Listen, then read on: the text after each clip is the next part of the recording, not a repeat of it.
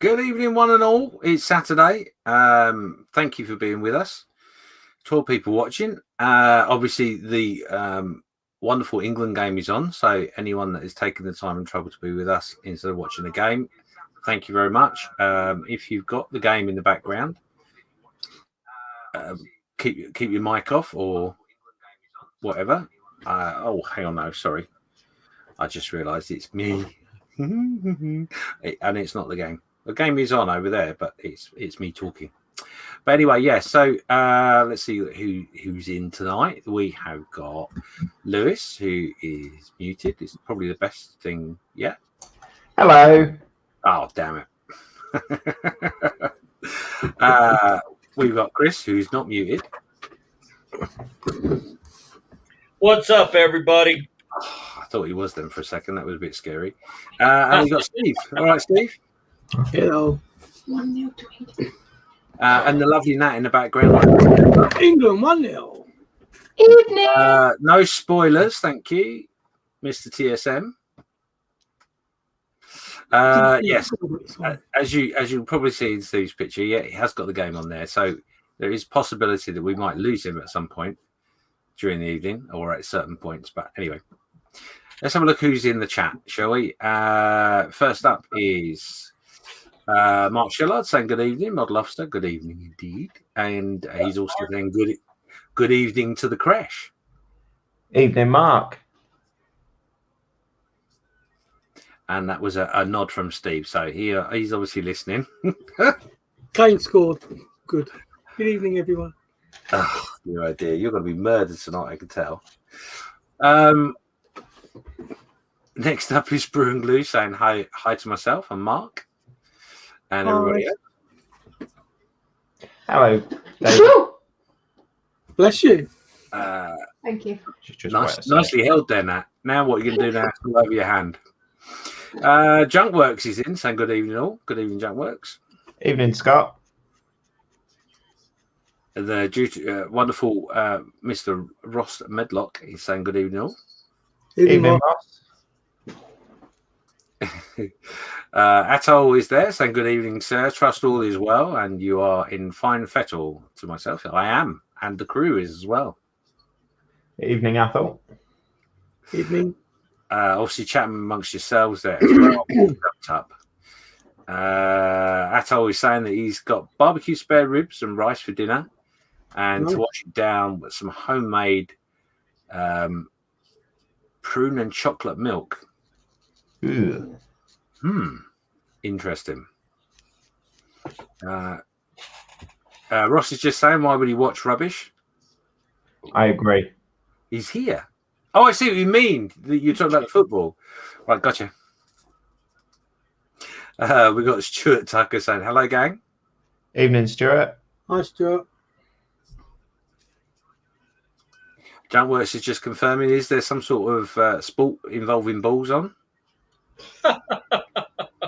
There may be different types. Some are furry and small, and the other ones are bigger. But your words, not mine. Butcher that models there. Some good evening, chaps. Evening, Dave. Evening, Dave. What's up, Dave?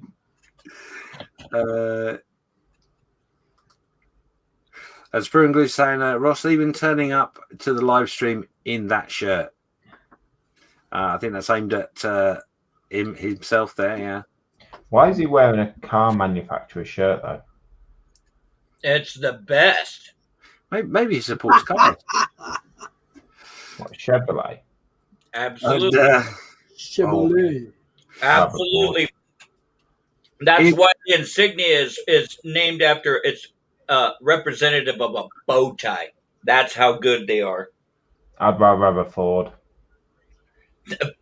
Fix or repair daily. Good luck. Found on road dead. Good luck.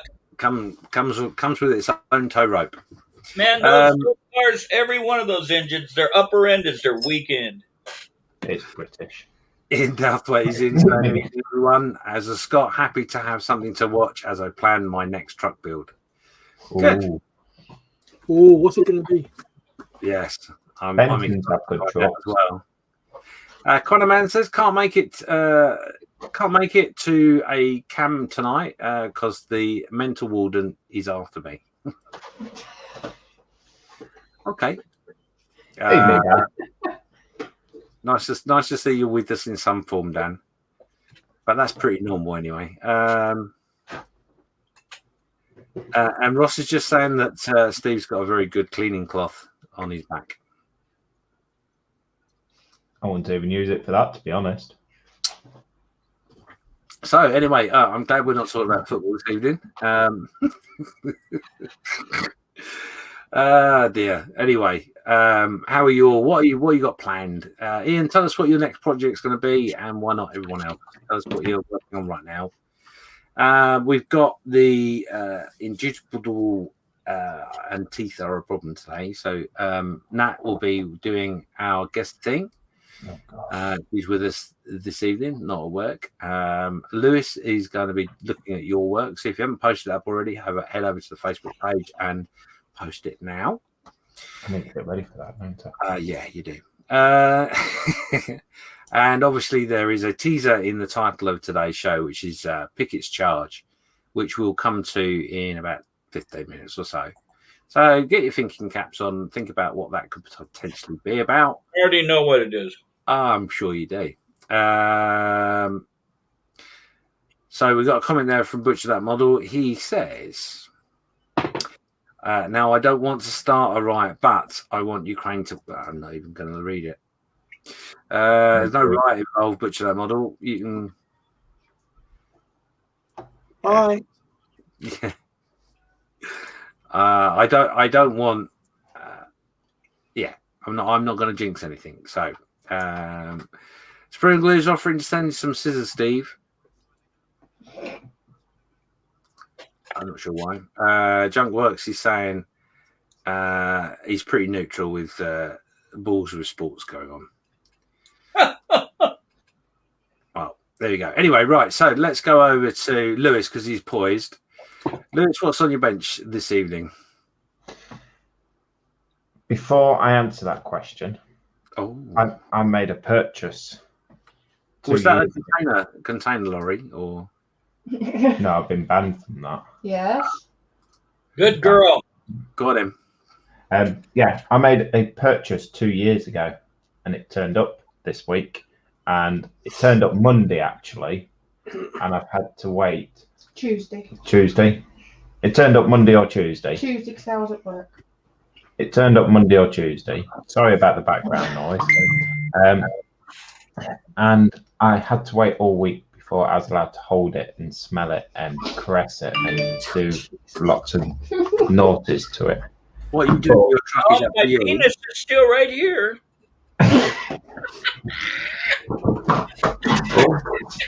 Oh, It came. is that your pre-order? Yeah. Pre-order 27th of November. It got pre-ordered 2019. It's finally done. Wow, can't believe it's taken so long. It was worth it. It's a Was nice it? looking kit. Oh yes. It's going to be big, very big. Well, nothing like a bit of modesty. I don't like to boast too much. That's but, what she said. Oh, she God, did. no. Oh yes, she did. But on my bench, I have got the Belfast. Oh, I say. And I'm got this lifeboat, which is, let's move that out there so people don't read my messages. It could be bad. This has got what 1, 2, 3, 4, 5, 6 bits of photo etch on it, all going to be going on it. Mm-hmm. And it's like about 1.5 centimeters. So that's what I'm going to be playing with, fiddling about with, and doing naughties too. Right, cool. Well, that's going to be interesting. Good luck with that. Thank you. Chris, what you got on the bench tonight? Painting.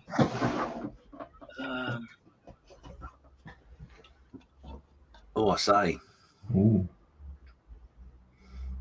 German figure I'm getting really good, a lot better at the decals. On that's kind of what I'm working on right now. Is just kind of messing with these guys. I'm still working on that diorama. I've just kind of lost a little bit of interest. I still have to assemble the rest of the U.S. troops that are inside the building, and I've got a ivy that I got creeping up the side of the building on the roof. I need to finish that up, but I started working on this this Yag tiger. Nice. And it all started with just reading the instructions, and then next thing I know, I'm putting a darn thing together. And usually I finish something up before I start another one. But in this case, I didn't, and that's what these figures are for. Is for the Yag tiger, and then I've got another diorama. I'm putting it on a resin battlefield diorama. And that's about it today. Is I'm just going to start. It's getting pretty warm inside here. So I can only paint so much, and then that's it. So that's pretty much what I'm doing today. Is just a little figure painting, and I'm going to finish up his eyes, and then that'll be probably about it. As far as it's just getting too warm to paint. Are you not using decals for your eyes? You're going to still painting those, eh? Yeah, I've got some O10s and O20 paintbrushes. So I use the O10 to paint the whites of his eyes just now, and I'm letting them dry. And then I've got an O20 that I'm going to paint the iris of the eye, and then I'll clear them, and then I'm done. Yeah. Cool. So that's what I got going as far as that. Other than that, it's going to be almost 100 degrees today, and it's like almost 80 inside the house right now. So, yeah, it's getting a bit warm over there. I've seen in the news. So, play safe. That's all that matters. Yeah, we're going through another drought, so everybody's cutting back on water, and of course, it being the 4th of July weekend, we're afraid that you get a bunch of people from down in the valley that come up here to camp and then start fires, and they burn the whole damn place down. Yeah. So we'll see how this weekend goes. Well, fingers crossed no one has a barbecue and all that and creates any fires. So let's go to Steve. Steve, what have you got on the bench tonight? Some oranges. Okay, so you're working on eating oranges. Mandarins, yeah, baby, yeah. I'm so glad that you are eating them. I don't want to know what else you could potentially do with it. Anyway, let's move on. What are you working on, James? Well, funny you should say that. Stickerage is thank you very much, Sprue and Glue, for the stickerage. Junk Works, thank you very much. As you can see, the board is getting a little bit busy. But I actually got this in the post this week. The lovely Ross Medlock sent me a little gift. I was going to do an unboxing or an opening video, etc., but I didn't. So Ross, sorry about that. Not that you need to see my address, but I don't care anyway. So yeah, I'm just going to slide the contents out, and you can all see. So yeah, there we go. Number 48 apparently, and it is a rabbit hole. He has sent me some Warhammer. Ooh. But he's also very kindly sent me these lovely instructions, which I'm mildly impressed with actually, because it literally shows you how to paint each step, etc., etc. So this is literally my first experience of handling anything Warhammer. So yeah, thank you very much for that. Very kind of you to send that to me, and seriously, thank you very much for this. If you need it back, let me know. I will send it back to you. But yeah, it's going to be pretty cool. So I'm going to open that bag and get some stuff ready. And I have noticed in the instructions that you shouldn't put it all together and paint some bits and stick it together as you go, sort of thing. So we're going to have a little look at that through the night. Obviously, I'm not going to get an awful lot done, so that's there. Nothing else really is going on. Nellie's still waiting to be painted. All I have done is with this bad boy is I've put a little bit of water effect on here, but we're going to play with that tomorrow in more of guys and bring this base to an end. And then what I'm going to do is I will paint Nelly separately. I will try and record it. I don't quite know how it's going to go, so I will try and record it, and that'll be a separate video that will go up at some point. But then we'll be obviously onto a new project on the Sundays after this is sorted. So coming along. I've got me nuts to play with, or coconuts. Get them done tomorrow. A little bit more foliage and waterworks, and the base is done. So that's pretty cool. So there you go. That's me. Let us go to the chat and see what everyone else is doing. I'll pre-warn you now. I probably will skip over any comments to do with big sheep bladders and all that sort of stuff. Well, why would you do that? Well, football's a lovely thing, but it's not all about the football. Because what I could do is I could just turn the camera onto the screen and just go quiet. So yeah, attaboy. No, anyway, please don't do that. No, I don't want to. That's fine. I would normally be sat drinking a beer and watching it, but no big deal. Oh, hello. Steve's dropped out. That's not a problem. He'll be back shortly, I'm sure. Stuart Tucker's saying Belly, he's got mini potatoes, mini dumplings, chicken and tomato sauces on his bench. Oh, the bench is empty, sorry. Stuart's in. Stuart's and evening guys would rather watch you guys than some football match. I just saved a certain V bomber kit from an eBay basket, so that's cool. Ian Douthwaite saying that Alan, the owner of A.W. Jenkins, saw my last timber truck and crane build and wants one for his Lockerbie office, where the loggers are based. Not sure if it will be an Arctic or a wagon and drag. Interesting. Do you know, I hope he does put that on display so everyone can see it, because I was there Saturday. Really? Yeah. It's so there's certain places across the country it's called Snap Account. And if your office is part of this Snap Account, you get to stop there and you don't have to pay for the parking. Your company pays direct. And seeing them, do you know what? When I see them trucks, I thought, you know what Ian did, his truck looks exactly like them. They are. I hope he displays it in full view, because then I can go in and say, do you know, I actually know that guy who built that. Oh, like name dropping. Well, I wouldn't name drop, but it'd be like, yeah, I do actually know him. That'd be cool. I'd love to see one up close, actually. So Butcher that model saying, Belly, that salad stuff, and now I feel weak and ill. Bench is a third orc of my Blood Bowl team. Mark is just saying there, Lewis looks far improvement on the old tool. Yeah, I can't actually comment on that because I've never built the old tool one. I've been toying with the idea of getting it and doing a comparison video, but it's still like 30 odd quid. Well, there were last time I checked. But because Nat's bought some new model kits, I'm allowed to spend again. Oh, nice. What? Yeah. Keep that whip out going there, Nat.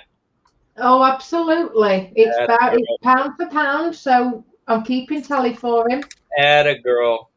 I am so not commenting about whipping and pound for pound. No way. 115. James was talking. Can you please not talk over him? Sorry, James. Sorry, James. Go. Can you say that again, please, James? I'm only repeating it because Lewis heard me wants you to know what I said. That's all it's about. I said I am not making any comments about whipping and pound for pound, Nat. Sorry. Quanaman is saying they're happy Canadian Day and happy 4th of July. John West is just saying I'm welcome for the sticker. Thank you very much indeed. It was lovely to have. Stuart Tucker's warning someone. Careful, Danny. He has your address now, apparently. Atto was saying to you, Lewis, when stationed at RAF St Athan in Wales, we had Vulcans doing engine tests at the end of the runway, and at full thrust could lift cars driving past on the main road. Yeah, I mean, I live not so far away from Waddington, and they've got a main road that runs straight past the end of the runway. And even now, some of the planes that take off, they have to shut the runway just so they can take off. And you can see all the thrust and everything coming straight across the road. Cool. Ross is just saying to me he doesn't need the instructions back. Yeah, lovely. I'll hang on to them. They're brilliant. And Sprunger is just saying happy. I got it at last. That's a sticker. Yeah. My post has been a bit funny recently, so I apologise for any delays. Man is just saying there, I'm sure to try the Warhammer during the 80s when they gave you parts and you had to figure out what to do with them.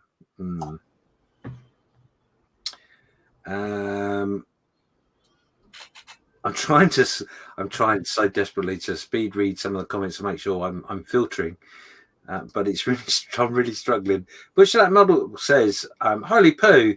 I got worried then. Normal things in pink style wrapping come from special types of websites."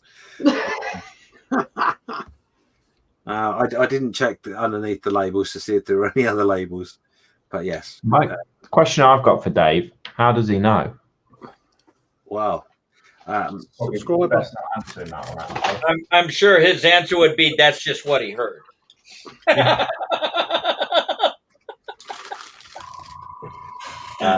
Quite a man is giving a spoiler saying that someone's kicked the ball.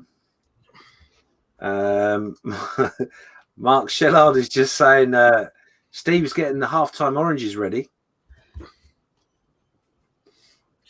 Nearly gone. Yeah, I think he's sending them to them by low boast. John West is saying Belly is leftover Chinese takeaway. Bench is a Tyran 5 engine and transmission. Cool. So that's what everybody's up to. So obviously the teaser for this week is Pickett's charge. Do anybody in the audience that are watching, if you have a clue of what I'm trying to get to in amongst that, in the chat now. The studio I'll ask in 5 minutes or so. But yeah, get your answers in there, and we'll see. I'm going to just answer it, and that way I can win, and everybody else can eat cake. Have you got any cake? Hell yeah, I do. Have you? Oh, yeah. What do you want? You want chocolate? You want? Let me see. I've got poppy seed. I've got. Did you say puppy seed? Oh, absolutely. And I've got orange cranberries. So, what do you want? Well, there's only one type of cake, and that's chocolate. Okay. Well, I made biscotti cupcakes yesterday. I'm partial to an upside down cake too. I like that. That's what if you eat one of them on your head, does that mean it's a right way up cake? No, they eat it in Australia. Oh. Well, we've reached the depths of the level that we're going to get to tonight, I think, by the sound of it. Not yet. We can go a lot further yet. Oh, we can get a lot lower, can we? Okay. Oh, yes.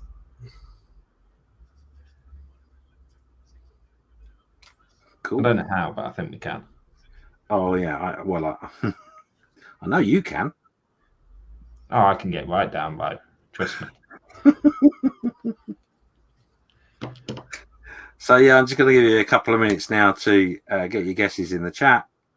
What do you think the teaser is going on about?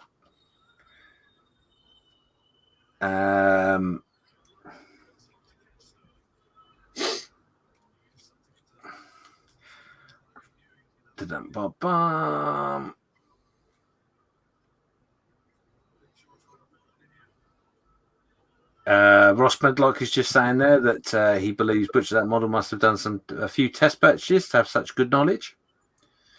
That's in relation to the pink wrapping. I think it's more than a few. Chuck West is just saying, you really don't want to know, Ross. No, you're right. Springler saying, poppy seeds for me, Chris. And that's Mark at Edinburgh Model Man Cave saying, good evening, folks. How are we all? I'm good, Mark. How are you? Evening, Mark. Stuart Tucker saying, yellow cake, please. Banana and vanilla.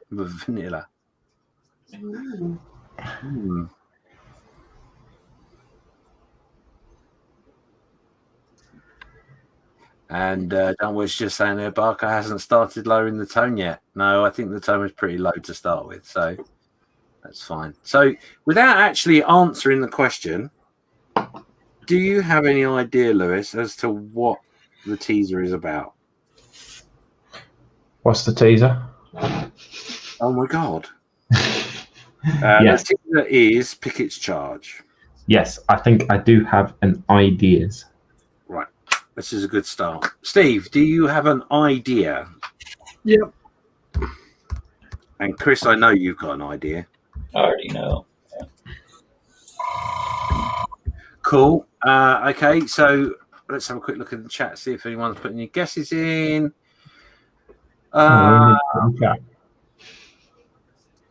So Atol's put in there, was that William Pickett who led the charge of the cavalry against the Cubans with Teddy Roosevelt?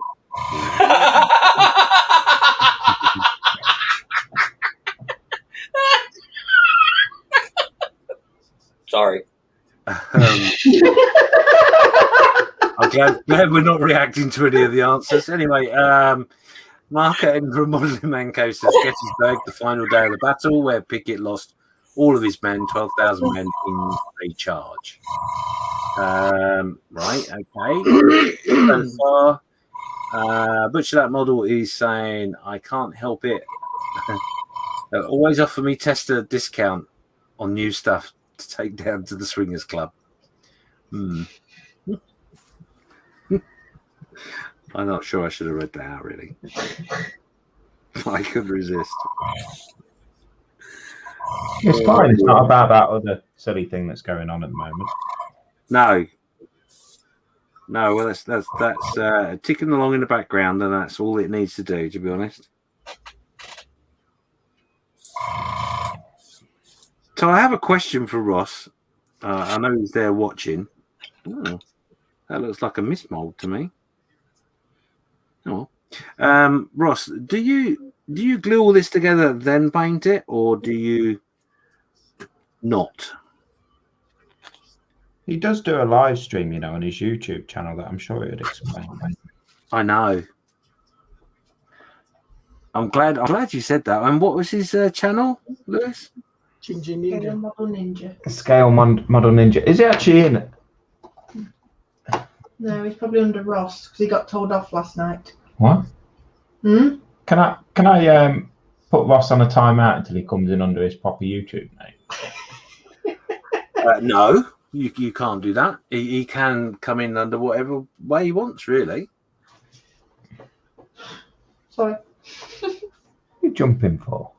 Within reason, obviously. I just think it's As probably long best as to put that in. come on to me, I'm good with it. So Let me just change my name. that seems like a good segue to move on quickly. Steve, have you got an idea? What do you think the teaser is about this evening? Pickett's charge. Is it something to do with the coal miners, Pickett? Oh, see where you're going with that. Yeah, good guess. Lewis? Was Steve right? I can't tell you that. Can you tell me if he was wrong? I can't tell you that either. Quano Man is going with, he thinks it's when the electric board went on strike. Chris, what's your guess about the teaser this evening? It's a Civil War battle by William Pickett that lost all of his men during the battle. If I'm not mistaken, it was the Battle of Shiloh.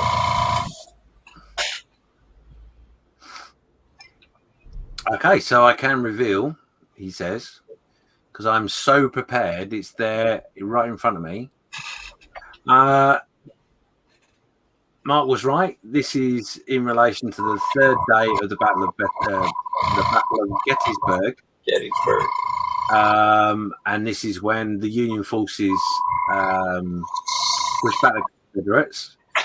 And on the third day, they decided, in their infinite wisdom, that they'd nearly won the battle. So on the next day, what they did is they sent everybody up the middle.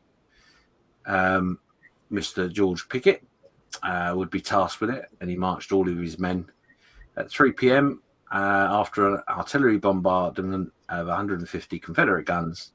The Union infantry that were all dug in opened fire and almost wiped them out, basically. And it was the first time that General Lee had been sufficiently defeated within a battle. And it was the turning point of the war, obviously, the American Civil War, that being. A lot of men died. Over 2/3 of the troop was in charge of. And, yeah. What took Vietnam 10 years to do in death toll at Gettysburg took 3 days. Yeah. 53,000 men died in 3 days. Yeah. Yeah. A horrendous amount of people in the American Horrible. Civil War. They've actually got bullets that have impacted each other in midair on the battlefield that they found. There was so much lead in the air being fired at each other because back then they didn't run to the objective or to fire. They would walk. Yeah. And then when they would get to a certain point, the front would kneel down, then the back would step up, and they would all volley at one time. And until then, they're just getting blasted while they're walking. I mean, because by the time they got to the other end of the field, they would all be tired. So they just walked and wiped them out, wiped them all out. Yeah. That period of history and warfare is quite phenomenal if you take the time to read some of it. Brutal. Really, really awful. They had things called death trees when a guy would get shot in the head and he was the walking wounded or the walking dead. They would just rope off a circle, put these guys in the middle until they would bleed out and die. Because there was nothing they could do surgically for a head wound, and they were still conscious. And the only reason why they kept walking is because when they got shot, they were marching. That was hardcore. Yeah. So Stuart Tucker said United States versus the Confederate States. Pickett charge was the plan to take the hill. Indeed it was. Quano Man is saying the same thing there. And Quano Man is... Sorry. Quano Man is just saying, General Lee, did he live in Hazard County? No. He wasn't the boss of the Hog or Duke Boys. That's a completely different thing, Quano Man. So, yeah. So, first in there was Mark. Well done, Mark. So, in about 15 minutes or so, we will head over to the Facebook page and look at your work.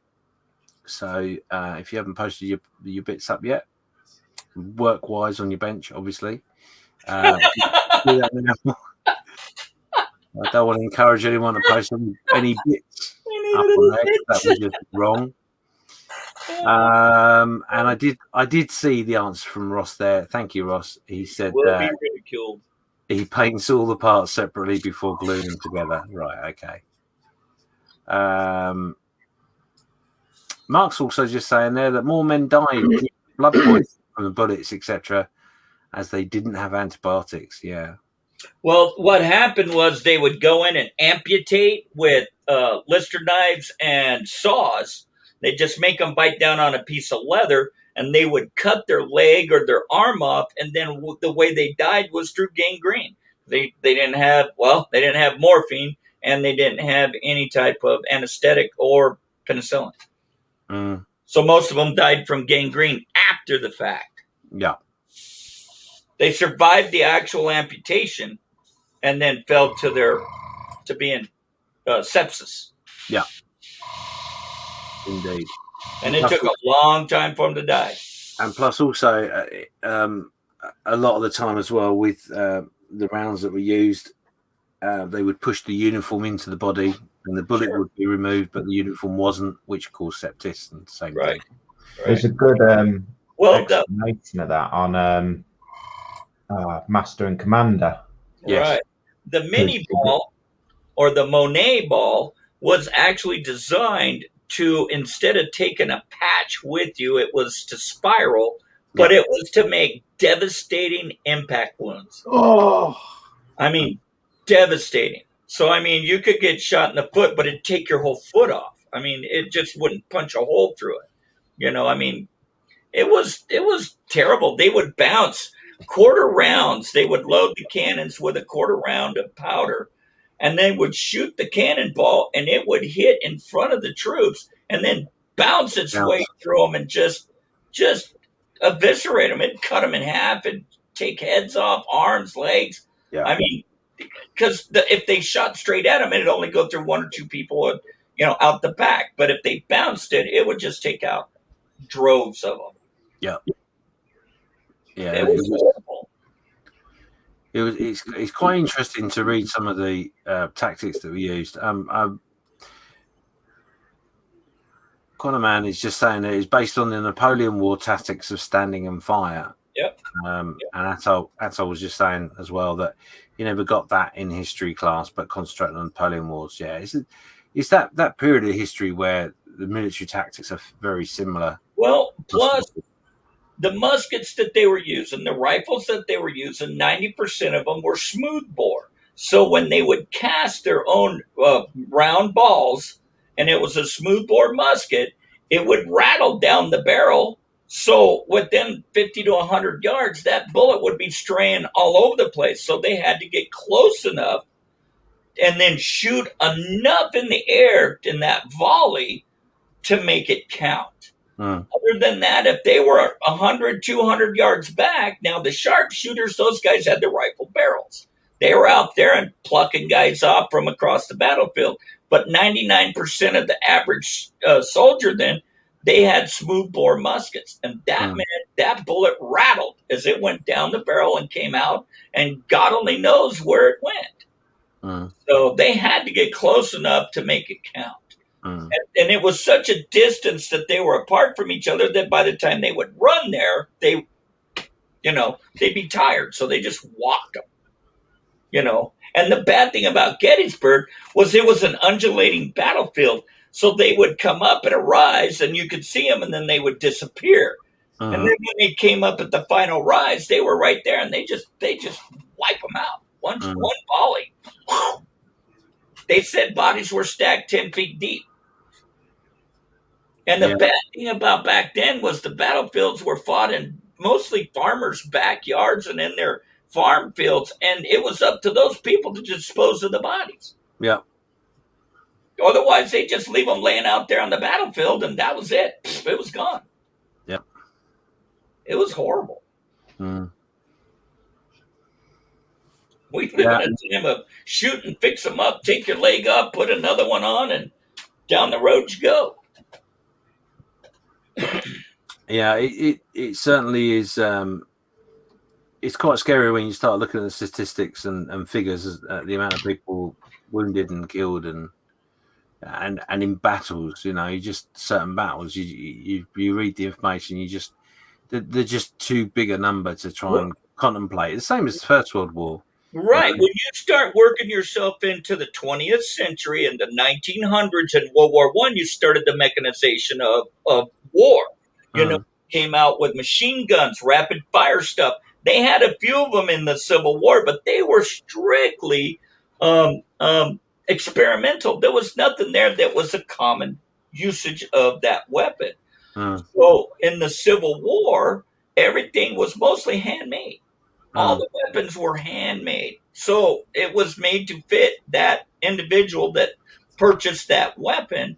And they all had their own guns because they had to shoot to eat, you know, most of the Confederates. And then the Union soldiers are the ones that started subsidizing or standardizing uniforms, guns, munitions, weapons, you know. And that's basically how they beat the Confederates. Set them up in blockades. They couldn't get food in or out, and that was it. They just basically starved them out and overwhelmed them.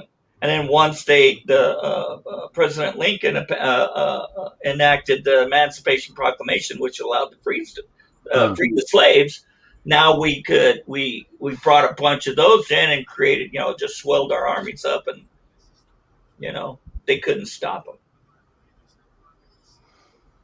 But it was terrible. Go on YouTube and look at, or Pinterest and look at Civil War battle survivors. Yeah. Wow. One old boy, he's got a bullet hole right in the middle of his forehead, and he survived, and he lived to be an old man. But he still had an open hole in the middle of his forehead. Wow. Wow. Scary, isn't it? Yeah, little kids that were drummer boys that walked into the battle with all they had was a drum and a flag. 10 years old, 8 years old, you know, and that's all they did. Oh, don't let them know you're coming, but they were going to, you know, in that drum corps to keep march, keep them going. Yeah. Oh, can you hear that? Yeah, I always, it always surprised me with, you know, like I say, Napoleon's the same. There's lots of different parts in history where that's similar sort of thing. And you're just like, well, you know, why don't you send a telegram, tell them exactly when you're coming and where you're coming from? You know, at what time? Well, in World War II and in World War I, the battles were timed right after breakfast. Yep. So you could guarantee most of the night, and if it wasn't frontline stuff, you weren't going to see any action. Then the next morning, they blow that whistle and the fight was on. Same with World War II. They wouldn't fight until the sun came up, roughly 7, 8 o'clock in the morning. Then they would start their combats. Well, now, because they have night vision scopes, they start at 2 o'clock in the morning. Yeah. It's like the other thing about it, you know, the First World War, they'd all line up in the trenches and then someone would blow a whistle. It's just like, well, why? What? Let I'm going to blow this whistle, and then when I finish blowing and put it back in my pocket, we'll all move forward. Yeah, we're all going forward. Yeah, right. Be a surprise. Hey, you guys hearing that? They're coming. But anyway, we digress. We've got off on a tangent. Yes, I will acknowledge that. Conor Man Studios has said that the first email, I think that's meant to be female, who got the Medal of Honor during the American Civil War. Yeah. But yes, it does say email, but I think it's female. Conor Man has just pointed out that I am struggling with names that are very similar this evening. And yes, you are right. And it won't take you 3 times max. 1 is more than enough. A message for me to start getting tongue-tied and malfunctioning gobs. I told you, just that 1 message is enough. Mark from Edinburgh's Modelling Man Cave said it has been told that if they had good communications like walkie-talkies instead of horns and tunes, the battles would have been better organised. Right. Well, it was the same way with aircraft and tanks until they got communications where they could talk between each other. It was all about go. Yeah. There's the enemy. Here we are. Talk to you on the other side. Yeah. Well, it's a little bit like when the Americans fought for their independence, and you'd have the English turn up with their troops, and the Americans standing there, and then the two leaders would go and meet in the middle, have a chat. Oh, what do you think? An hour? Should we start in an hour? Oh, that's very kind of you. Yeah, I'll have a quick sandwich. And what? Yeah. Anyway, those were the times. Mark's just saying there that the book, "The Killer Angels," is the best out there about Gettysburg. Interesting. I might try and pick that up actually. I'm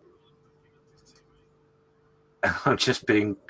He doesn't understand what a Q sounds like. No, I don't. I can piss pronunciate my worms all night long. But there you go. I'm going to call one of you Bob and one of you Sue if you carry on. But yes, anyway. Which one's which?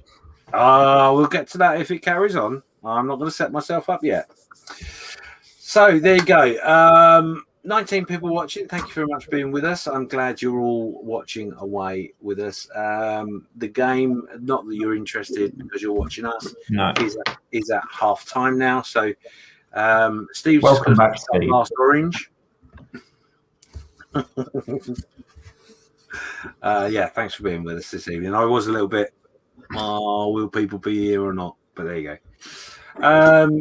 So in about 8 minutes, I'm going to hand over to Steve. His boat out there. Yeah, I'll hand over to Steve because it would be unfair on Lewis if I did hand it over to him. Because I've got to go and get my missus from work. So, yeah. But while we've got a moment, let's have a look at that big thing you've got on your desk there, Steve. Yeah, it's not too bad. I'm not sure about the weather.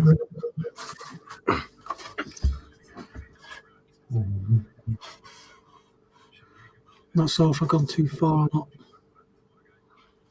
not. Difference with that bit on. And what have you used for that? I've been using Tamiya weathering powders. Right.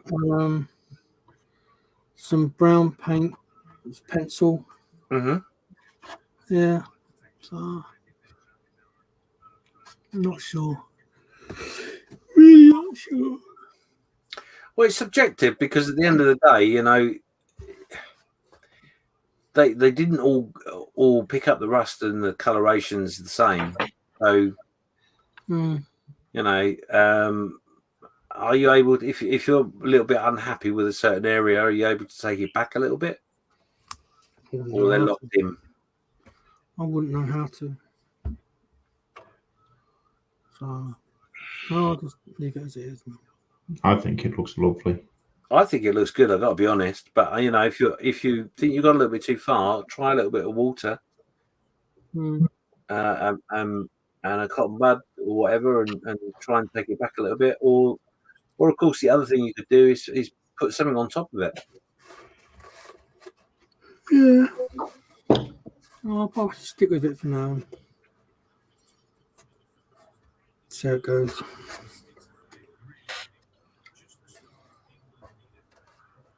It's looking nice though, Steve. Thank you. How much longer do you think it'll take you to finish? Probably a couple more weeks because I'm only working on the weekends at the moment because I'm busy at work. I've been doing 4:30 starts this last week. Oh, ouch! Because I just got a lot on at the moment. But you break soon, don't you? A couple of weeks, is it? Yeah, I think it's the 21st of July, so it's a couple more weeks. Right, cool. Okie dokie. Let me come back out of that. Conor Man is just saying there that he thinks it looks brilliant. You're doing amazing work. Thank you. Yeah, it is. That's a bomb. Thank you. Can't wait to start mine. And Conor Man's studio is saying Russian tankers used flags during the war to communicate. Horns and trumpets were used throughout history for battle. Well, funny enough, I think you'll find the French in Vietnam, before the Americans got involved, used to use bugles. So it's not something that's that old, and it's still used in those what's that? 50s, 60s, was that, Chris? Yes, the French were there, and I think it was 1952 to 1959. Right. And then we came in 1960, and we should have taken a little history lesson before we went and set up the same base that the French were annihilated in, called Caisson. Yeah. And we went ahead and decided to build the same base in this, a fob base way out in the middle of nowhere that's surrounded by mountains, and got pounded for 3 months straight, 24 hours a day. If it wasn't for close air support, they would have lost Caisson, and all those men. The C-130s wouldn't even land because they were taking mortar fire and small arms fire. Uh-huh. And as they would land and taxi to the end of the runway, they get blown up. So what they started doing was coming in over the runway full throttle, and then they just dump the cargo out the back and then just take off. And if you were going out, if your tour was over or you were wounded, you were going anywhere. Yeah. Yeah, it's funny. I read a book just recently, actually, about Vietnam, and it was written by a helicopter pilot. Yep. And that was amazing, absolutely amazing what he wrote. His experience. I think it was Chick Hawk or something like that. I think, top of my head. But yeah, that come up several times actually. Funny enough, where they were doing attacks and stuff, and he was taking the troops and then landing in a field, and I think it was his co-pilot, if I remember correctly. His co-pilot was really quite educated and understood quite a lot of the history. So they'd land somewhere and he'd go, "Oh, did you realise the French got attacked here and this is what happened to them?" And how many people died and everything. Yeah. He'd give them a full history lesson in like, "Oh yeah, anyway, I'm going to finish my coffee and go to sleep. I'll see you in the morning." I had two friends that I worked with at different jobs that were door gunners on helicopters. And that one of them was at Hamburger Hill. And they were dropping off men and taking dead bodies back for a week straight. And that really played a big part on Larry's mind. And he still can't forget it to this day. Another guy named Mike Manor, he was a door gunner on a Huey also. And all they did was kill people that moved. I mean, anybody. It didn't matter. Because they didn't know what the enemy was. They couldn't identify friend or foe because there weren't uniforms. Yeah. I think for me, one of the apart from the bit that the irony of setting up bases and not doing the history. But one of the things that amazed me was the helicopter Huey pilots. They weren't given flak jackets. No. But they sent them out. They were there. They were all in a warehouse. But they didn't. Too heavy. Yeah. They didn't give them to them because they were worried it would. Or one of the reasons was that they were worried it would bring down morale. Right. Right. They were worried. Really? Right. Who on earth thought that one up? Anyway. I had an ex-boss that would hang from he was a concrete contractor. He would hang from the skid. And as they would come into a hot LZ, he'd let go about 6 feet off the ground because he didn't want to get taken out with that helicopter. He'd hit the ground and take off running. So in case they came in and landed and got blown up, that he wasn't going to get killed. The only guy I've ever known that had bullet holes through the calves of his legs, scars. That guy, he was alert. That guy was psycho. He was a good guy, but yeah, I can imagine. Sky Morton Muse is in the house, saying good evening to everyone. I'm asking. Junk Works is there saying Scottish regiments always get piped into battle. Many stories about the piper surviving the battle because the enemy would not shoot the madman walking along with the things he was playing, basically. Yeah, that's very true. D-Day landings and all that. Yeah, there's a lot of accounts in that of Germans not shooting the piper. Atto is also saying there that there is a book I used to have about the Foreign Legion in Indochina, which used German SAS units, and to stop Charlie strafing would use local villagers as human shields tied to their trucks. I laughed, and that's not funny, but wow. Can't believe that. I can't believe that happened. B, I can't believe more that it's in a book. Someone's actually said about it. Nightmare. Anyway, yeah, we have gone right down the history channel today. What? I'm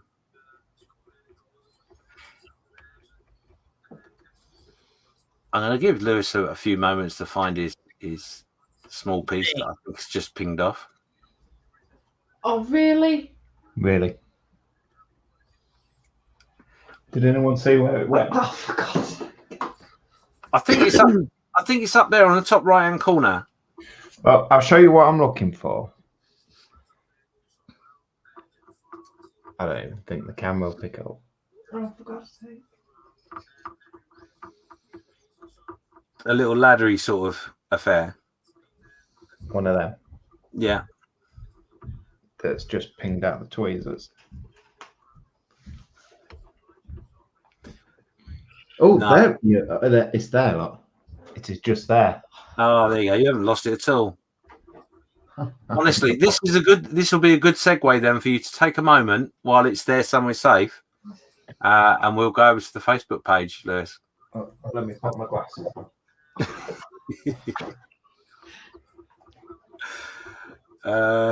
Scale Modern Music was saying that his uncle was there. I assume that's in Vietnam.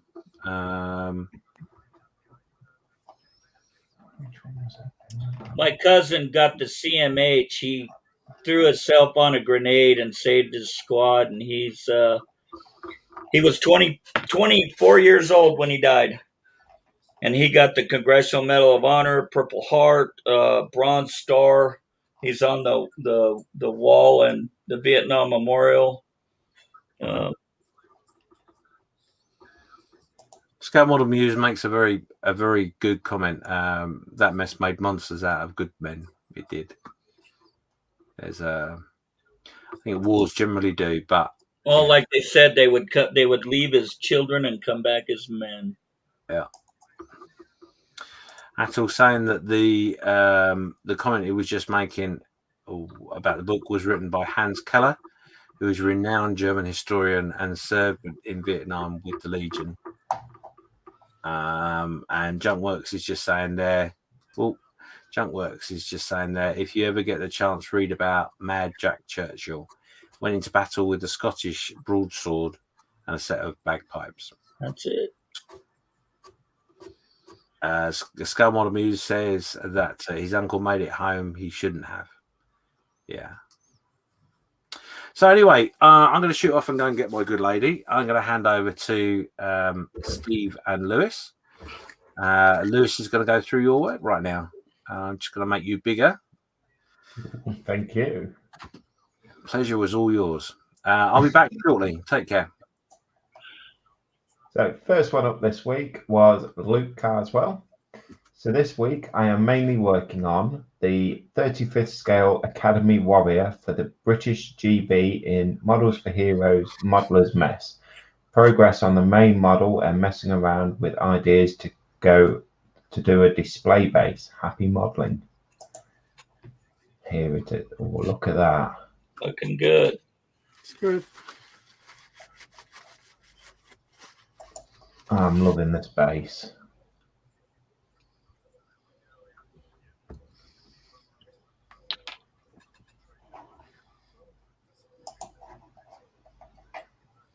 Oh, and now it's finished. Wow. That's good. Wow. That is awesome.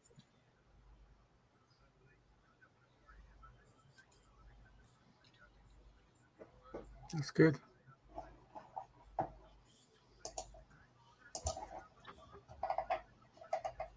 Next up, we've got Stuart. Just finished my Edward 148 BF 108 Typhoon in this unusual scheme from 1940. With the aircraft being used in France, this had been a shelf queen for about a year and decided to get her done. And then it's just saying that paint's used, no weathering carried out, as I wanted a clean build. Hope you like her and happy modelling. Wow. It's nice. Very nice.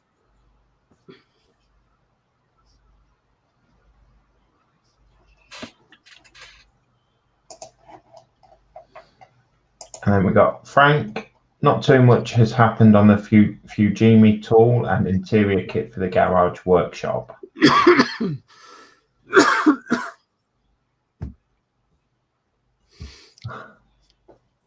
These look really good. He's even got the little spanners and whatnot on the top of the tool. When they're in situ in the diorama, it looks fantastic.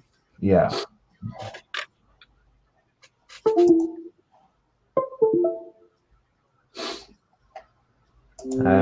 Len, from the bench to the wall, TYNI, our house in Welsh, carved leaves and stems, letters from Hobbycraft, sealed up with PVA, varnish and bitumen. Bitumen. That's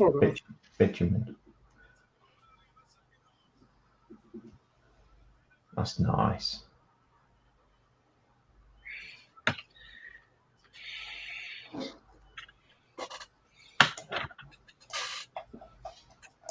We got Mark. This week's work on the Tamir 135th Sherman Easy 8 tank, all primed and pre-shade done. I used 3 different mixtures of olive drab, using a couple of drops flat earth buff, NATO black to break up the colour modulation. Now decal time as tracks and tools are primed and ready for paint. Yeah, I watched his video overnight. He says he's not sure about the colour gradation, but I think it looks really good. Yeah. It looks really good.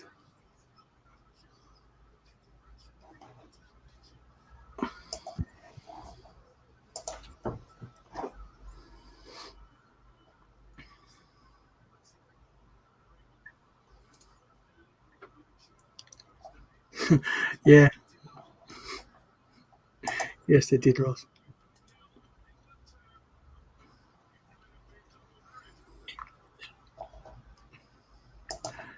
And Ross was just saying, during D-Day, there was even a British officer that went into battle with a longbow and had a number of confirmed kills with it. Wow.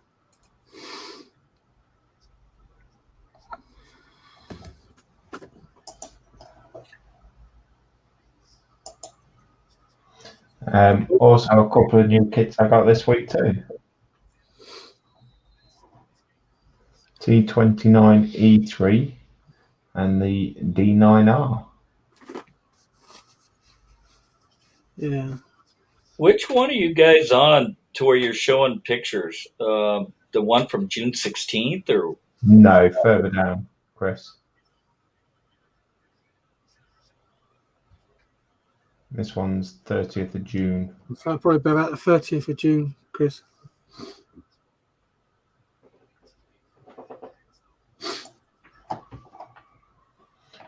And that is all in that post, I do believe. So we'll have a quick look.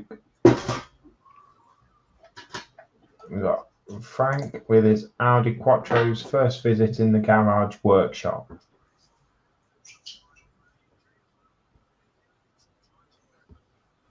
It's nice.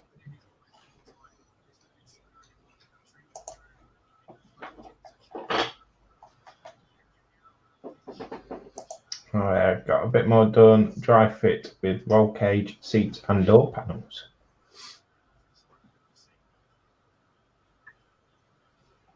I see electrics going in. That's David sharing his live stream. Come along on the 5th at 12 lunchtime for chat and banter. Mole King 1/8 Rolls Royce Silver Cloud kit number, approximately 1100 pieces built in the 24/7 Hangout.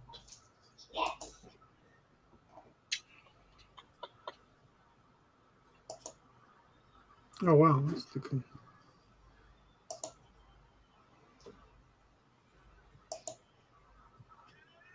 Oh no, sorry.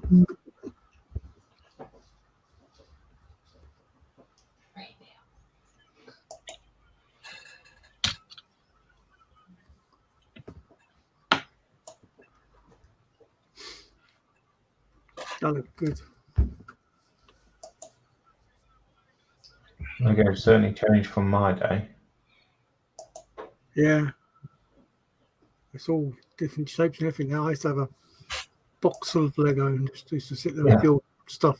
There was no, well, it probably was, but I don't remember being kits like this to build. It was just. I always remember going to my grandma's having that big box of Lego, and the only thing you'd make was either a pyramid or a house. Yeah, made houses. I remember you had windows and doors and stuff like that. Frank took advantage of the weather before the thunderstorm came and painted some more stuff on the balcony. That's really cool. I like that. I like all them little spanners and everything. It's...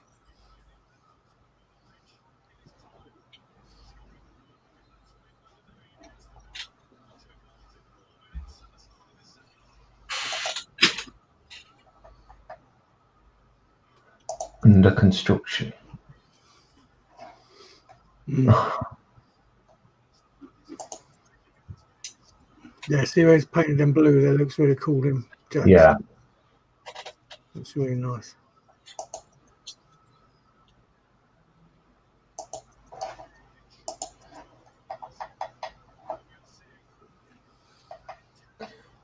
that is James's video of him with the 148 Spitfire Mark 1 and the Brazen Mark 2 engine detail set. And I watched that, and that engine is, it's beautiful. I haven't got around to watching that yet. And no, because I haven't watched much YouTube at all this week. I mean, the kit's nice. Brilliant video, the kit's nice, but that engine is just like a thing of beauty. Yeah. And that's James sharing the Essex Modelers show cancelled. And the next instalment of Just Making Conversation, which I actually need to finish off because every time I tried listening to it, someone kept phoning me. I was making sure you got no ideas. And well, she would phone me and then she said, I'm just going to go and start listening to the Just Making Conversations podcast. I said, well, you just disturbed me listening to it 3 times now. So we will just scroll back up because I know there was some posts above. So we've got Dave Barker posting his bits. Oh, let's read it. Finished the first 2 Ogress for my Blood Bowl team and my first attempt at doing a dark skin tone. When finished, the whole team will be taking a good dunk in the old yacht varnish as they are going to be played on the table in a league. I'll probably get my and handed to me on a plate, but my lads will crack a few skulls on the way.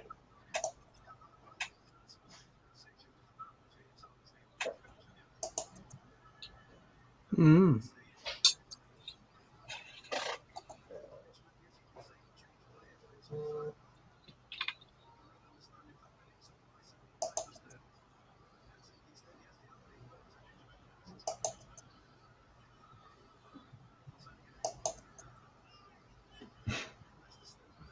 Now, is he missing a leg or is he just running? I'd say he's running. Yeah. Yeah, because there's a leg at the back there.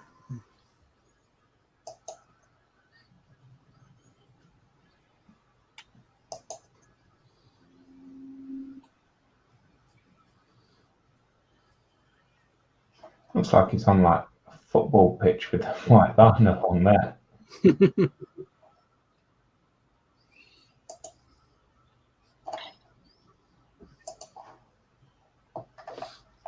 That's all us lot.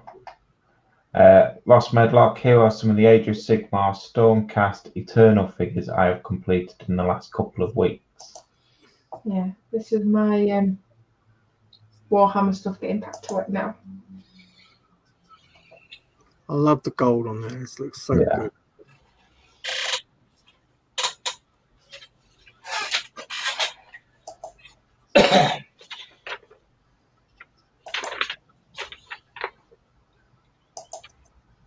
I like how he puts so much attention into the base as well as the model itself.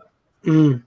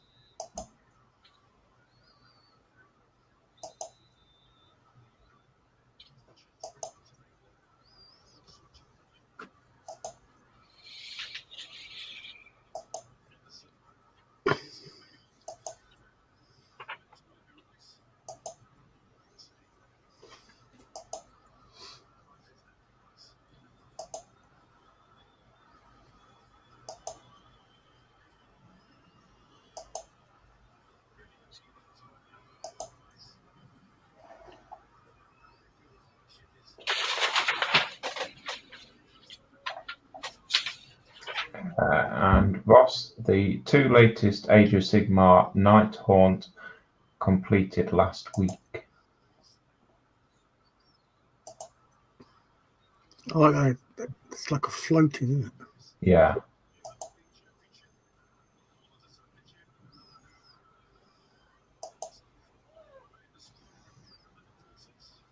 Yeah, it's really cool.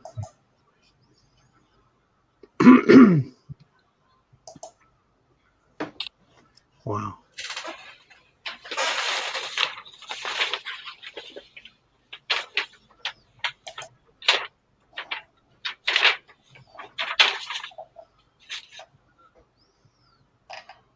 And that is all of them. Mm. I don't know what I'm pressing now. A farm, Karl says, yes, was some idiot put off across the school playground, and now cops' cars are doing the rounds. Okay. And James is saying beautiful work. Yep, very much so.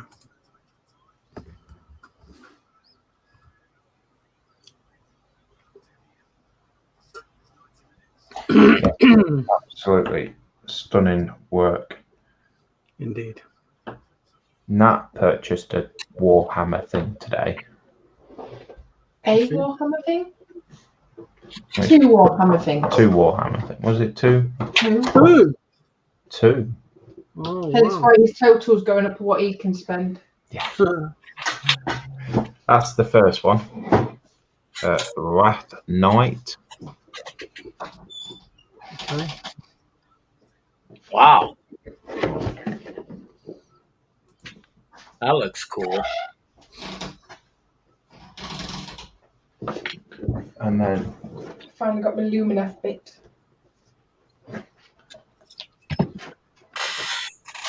No.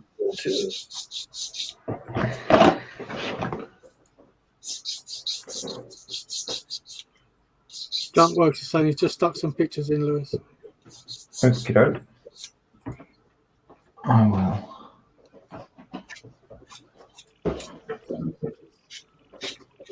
Yeah, some amazing, beautiful work there, guys. Thanks for posting it all. I hope I'm coming through okay, because I've not streamed from my car before. I'm sat outside my wife's work. What'd you say? What? Eh? Yeah, Rotty. Yeah, you were talking about Lego, and that you only ever made pyramids from Lego. Is that right, Lewis? Yeah. Yep. Well, I can tell you now, it made me chuckle because, yeah, you're right to a degree. I sort of did the same, but I then discovered a way in which I could make aircraft carriers. So I made an aircraft carrier that I used to play in the garden with it, with my scale model planes. You made an aircraft carrier. Well, when I say an aircraft carrier, it was a rudimental aircraft carrier. It was in the shape of a boat with a flat top. And they didn't really take very long to take off, you know what I mean? Well, what cat for him? Oh yeah, they were super flying ones. They were, yeah, I remember that. Good days, playing in my mother's flower beds with my toy soldiers and airplanes and Lego. Don't ask me why, but it always seemed to be in a dock. The soldiers were always running around the croissants or wherever they were. You didn't decide to put it in Bath with you, though. Did you wear knickers? You know what?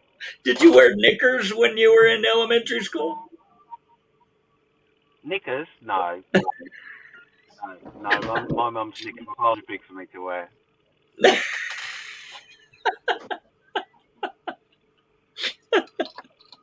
You know, like the lead singer or the lead guitarist in AC/DC, you know. Yeah, he used to like lacy stuff, didn't he? Ross is just saying, thanks, James. Looking forward to seeing your interpretation of the one I sent you. I'll be honest with you. I obviously I didn't open it live. I'd already had a little sneak peek. Oh. And I couldn't wait. It's not often I get a pink envelope in the post. In fact, I think it's a first. But moving on. So yeah, it was. I was really impressed by it, and I thought, wow, this is going to be quite interesting to make. So yeah, I'm really looking forward to it. I've got to be honest. I think I'm gonna stick some bits together and leave some bits off, and yeah, I've had a little idea of it, but yeah, I'm looking forward to it. And like I said, I was really, really impressed with the instructions. So hopefully, those people that come across it and get involved with, I can see the appeal. To be honest, I really can. But I'm not going down the rabbit hole at Ross. Of course not, James. I'm not. I'm really not. I have looked before, and each time I've looked, I've convinced myself that I'm definitely not going down that rabbit hole. But yeah, we'll see. But yeah, Lewis, just so you know, I can't actually do anything with the chat. So although I'm sat in the car being with you guys, I've been. That's all right. You're still in charge of the buttons, dare I say? Oh, I got buttons. Dave is saying, Lewis, if you don't paint them properly with two thin coats and using a wet palette, Ross and I will come round and beat you with a stick. I look forward to that. And if I was saying, Nat, tip for you: after you build that Wraith Walker, put it somewhere your dog's tail will not hit it, and send it flying. Model, making, trucker, misses. No, absolutely. Because I googled the size of it, didn't I? And it comes to about 9 inches from top to bottom. So it's like, yeah, put it somewhere safe. I am just going to nip back over to the Creche because Scott has put some pictures up. Oh, cool. Let me just try and find them.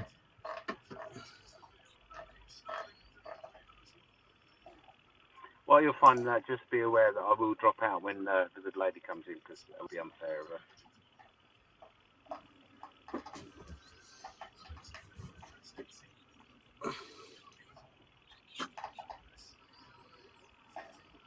Or where my wife's work is quite clear that the cats are not fans of football. But they've got two cats staring at each other. I'm not sure if it's lovingly. No, it's not lovingly. The towels are telling me it's not. They're gonna kick off. They are. Maybe they are football fans, hooligans.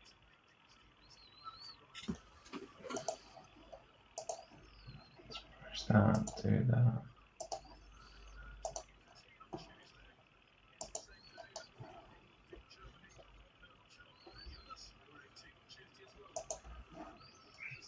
There we go. So the link for Ross's live stream tonight at 10 o'clock after us is sat there waiting for everyone to go straight from us to Ross.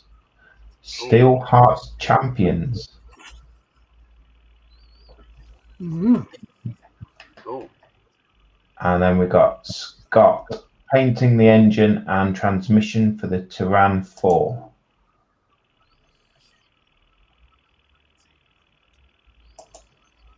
Ooh.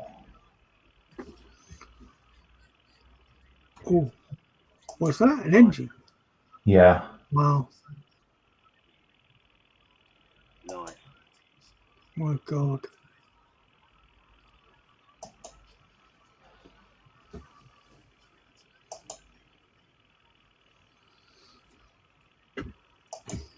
That's so detailed. Wow.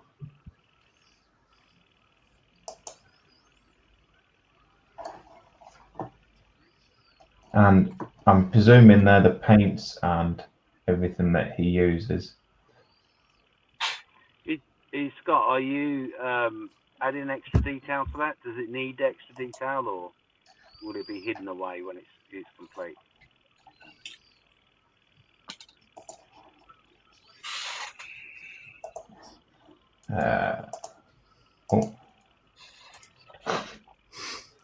Dave said, and that the beauty of the elder stuff is you go to town on the paint jobs. Oh yes, and that's very much. It's still very much a learning curve. It's like I can do the base paint, but it's the layer, the contrast, and overdry paints. It's very much still a learning curve. But the more I practice, the more I learn. That's right. Mm-hmm.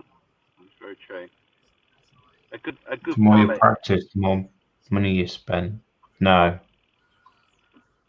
A good palette, Nat, is the key. Absolutely. Yeah, because you could. It's very much along the figure painting lines. If you've got the base colours, you can add a little bit of other colours to it to bring different shades in and stuff. And yeah, a good palette's always a good tool to have. You might have to treat yourself to one, Nat. No. One day, James. I can send you a link. Oh, thank you very much. I think James is about to drop out in a minute.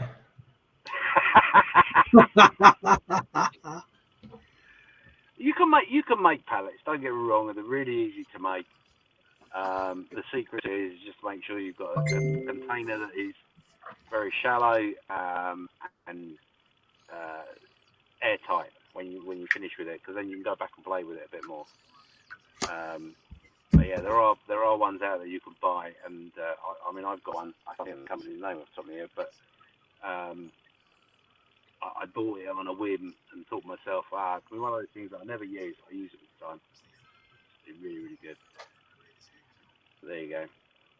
Cool. It's 9:30. Obviously, Ross is on at 10 o'clock, so and we've got the guest thingy coming up. So stay tuned. As I say, I'm sat in the car, so I can't tell how many people are watching. I can't look at the chat. But there you go. At least I'm with you, eh? We've got 19 people watching, and we've got Dave saying Scott and his mini art kit, he has been building it for a week. He used 597 parts so far and only has another 7,684 parts left to build. Oh gosh. Wow. And then I Athol. think there's a bit of exaggeration there, but wow, yeah. Now another tip is buy a set of color shifters Space Dust from Vallejo via Amazon. Oh No. And Scott's just saying, no, Dave, I have used 207 parts and 8,009 parts to go. I have heard mini art kits. There is your challenge this week. Any tips in which you've got for Nat and tools and stuff, send the links. And yeah. You're breaking up, James. Right, I'm going to go. I'll see you very shortly. And then we can crack on with Nat's section. Yeah, no problem. See you love it, James. See you later, James. Bye.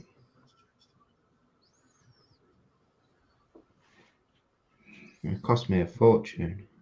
And the more I buy, the more allowance you get. That 135th door is getting closer, though.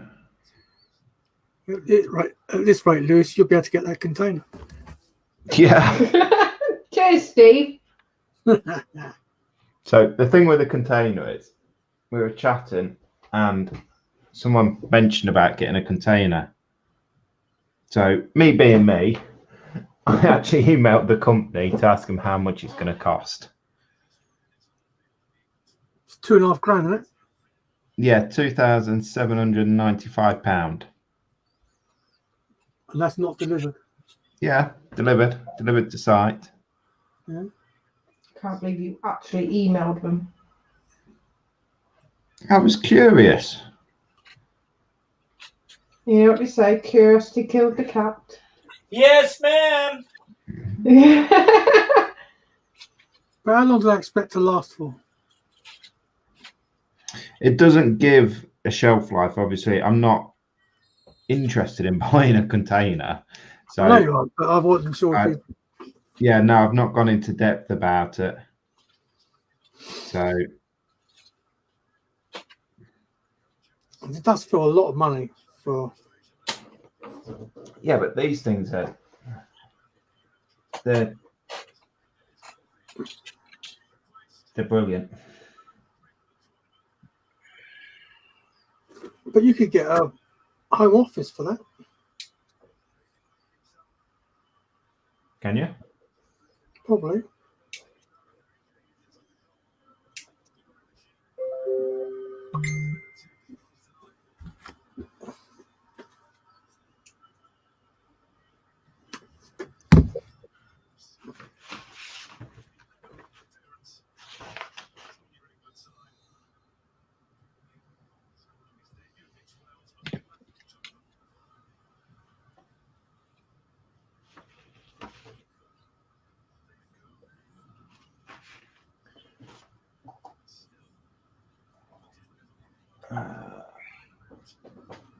So Scott's got a top tip for that.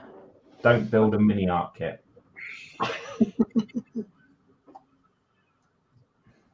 Athol had an idea of how to build my own house out of 4 containers, same as seen on YouTube, but then I'd have to buy the land it sits on And up here, that ain't cheap. So still thinking. Yeah, there was a guy on Channel 4 who did with about 4 or 5 of them, I think. Main thing is that it'd be very hot in the summer. Yeah. Well, not just in the summer, because obviously you'd have to plummet for electricity too. You'd have to have electricity in there for your summertime and your wintertime. Have a little heater in there, you know, and a compressor. You know, I mean, it's all going to be plumbed for lights, heat, cooling. You know, the whole. You'd have to take condensation into account as well. Yep. And freezing during the winter. Right. Well, you'd be used to it because that's like your lorry. What? Like an oven in the summer and like a freezer in the winter. Oh. I went up to Scotland this week. Oh, yeah, how was it? The weather was beautiful. The only trouble is I'm in basically a tin can. Yeah. So I've got a night heater for when it's cold. Trouble is I ain't got a fan for when it's hot. No. And I was melting, literally.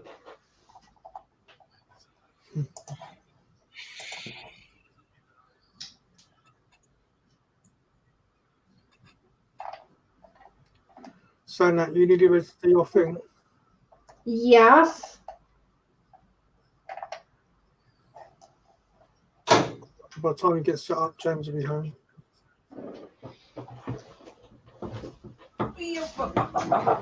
Let's get me stalled.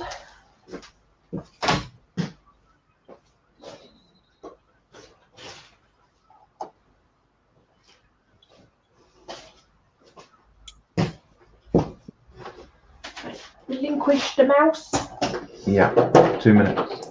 So David's just saying too late, I know, but just posted latest bill. I will show that next week for you, Dave, because Nat's just about to nick my computer to do that. Dave, if you look on the Tubbings PPL, I've made some amazing tiny homes with shipping containers. And Athol, no, Lewis, that is why trucks have windows through though ventilation. Yeah, which is fair enough, but I don't like leaving my windows open all night. I'm worried someone will climb through and be nasty to me. Not saying any more than that. You'd enjoy it. Then you wouldn't come home. Yeah. Yeah. I wouldn't see my lovely wife. You know what? That's not a bad idea. I'm leaving the windows wide open. See? I knew it. On that note, Steve, are you ready? Yeah, we'll just wait for James. He should be in about a minute. Oh, sorry. Yeah, it's already when you are. Let me just get that.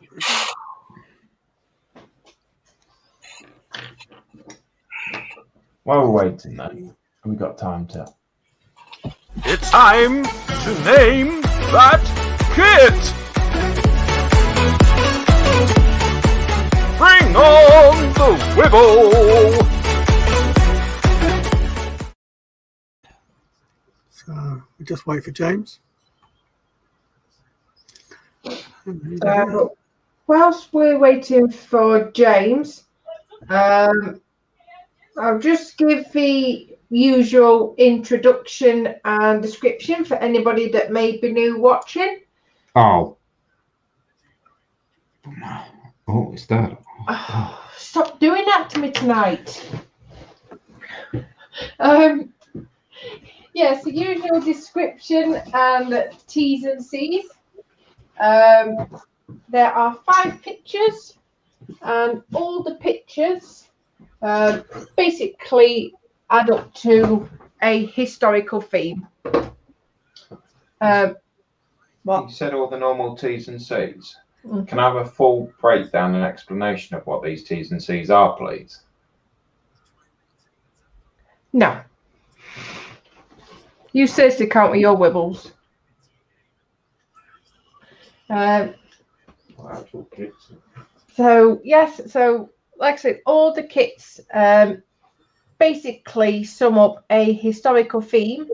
As we're going through the pictures, I would like you to try and guess the kit, the scale, and the manufacturer. And yes, to stop any wibbles from Lewis, they are all kits. Said that last time and one wasn't.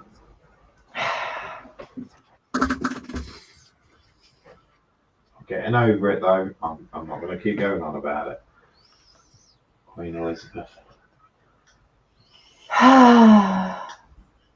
Sorry guys, just let me deal with my broken record player. Give it a kick.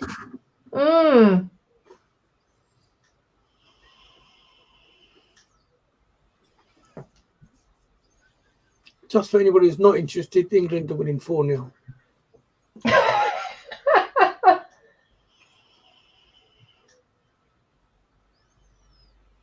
So, do you want me to show the first one and hold it, Steve, or? Yeah, you can do. I'm sure James is just about home.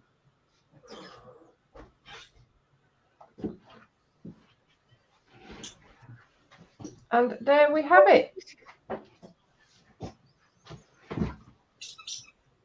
I take it we're trying to guess the ship that's in the foreground, not the background. I'm giving no other clues away. You never know using my mind.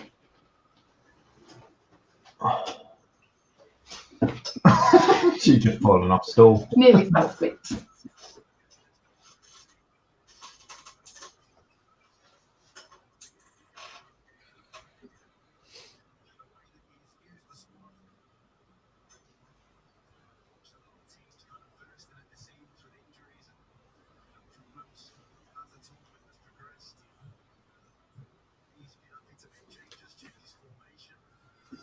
So, guys, any guesses?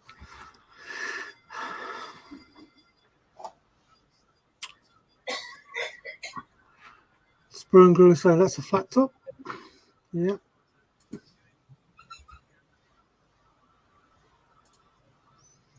And Stuart Tucker is saying Gambia Bay 1350 gallery models.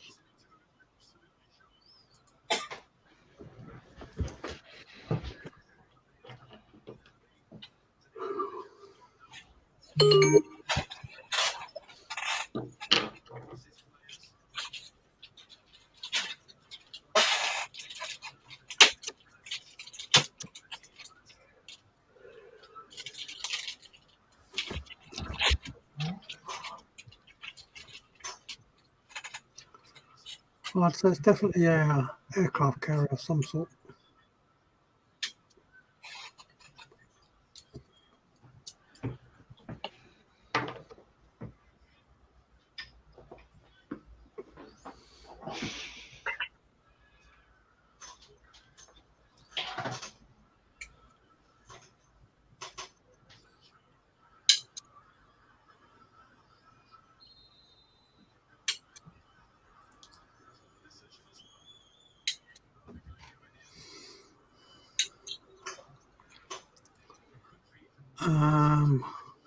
Oh, my mouse is gone.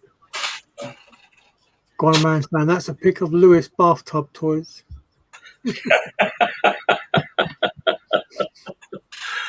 And Apple saying Corvette 1350 scale by monogram.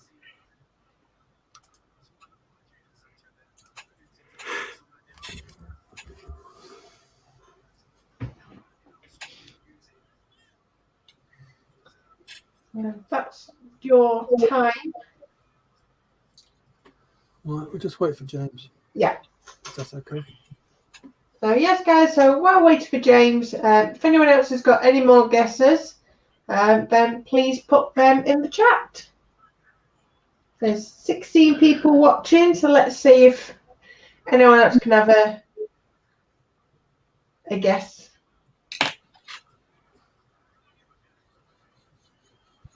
When James returns, can we get him to go first? Don't be nasty. Just because you don't have a Scooby, what it is. I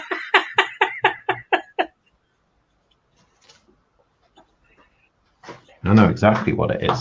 Do you? Yeah.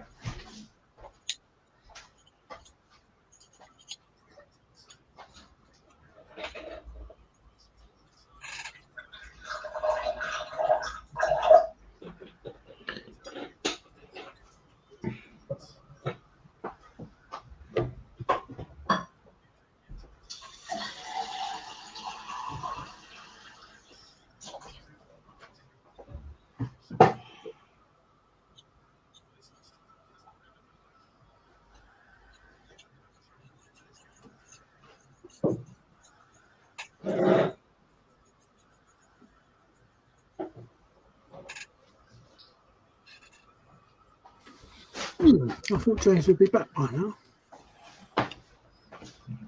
Stopped off for a pint. Huh.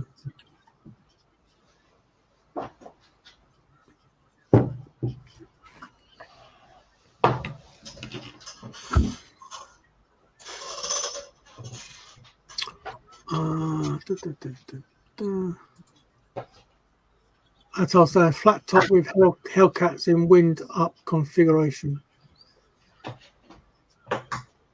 I'd say it's a 1700 USS Enterprise. Dave's saying USS Wasp Trumpeter 1350.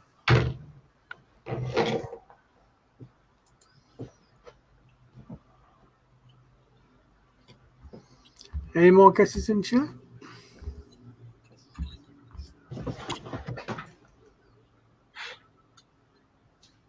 HMS Rodney, and that's an Airfix kit. And there he is. And James even went first for you, Lewis. Chris went first. Sorry, Chris. Did I already say it? So, go on in, Lewis. I'm going to say USS Yorktown 1700 by Trumpeter.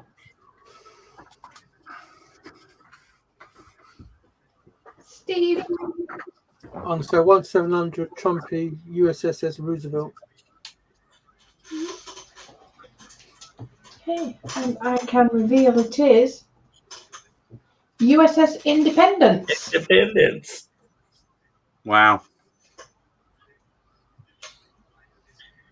You're getting pretty sneaky. Oh yes, in 1/700 scale before someone picks me up on that. I wasn't going to pick you up on it. I think you're doing an excellent job. Who's it by? Dragon. Yeah. Save it down there, look. Shush. And here's your next one. Oh. And yes, it is a kit. Trumpeter 148. No.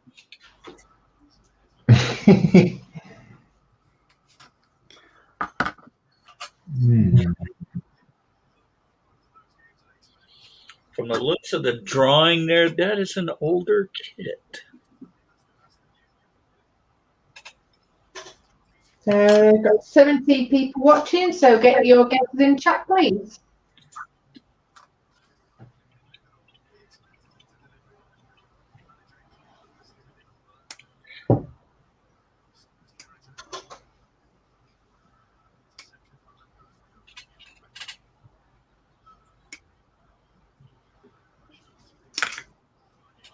I actually think I know what that is. I can't remember the name of it. So when you say you know what that is, but you can't remember the name of it, does that mean you don't know what it is? That means You you haven't don't. got a hobbyist. No, I know what it is. You don't know what it is. No, Blurt I it do. Blurt it out, son. Spit it out. I can picture the kit. I'm certain I've seen it. Oh, you oh, it's got Oh, you. yeah. I'd like to say something else, but I can't because it'll probably give it away. No, don't say Oh something. yeah, God, we wouldn't want that to happen. Although if I press this arrow key, it'll like just give me a little clue.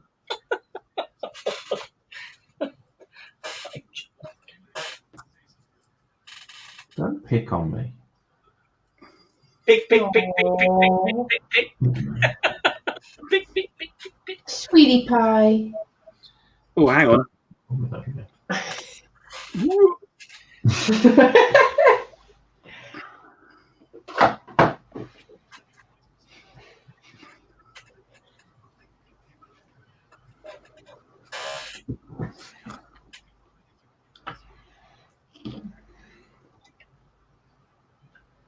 Okay, so that is time in chat.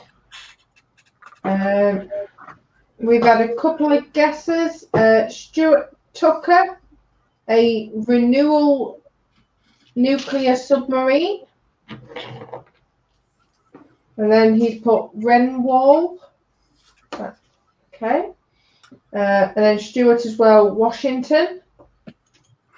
Athol, a nuclear submarine, USS, 1/100th scale by Dragon. We've got Quanaman.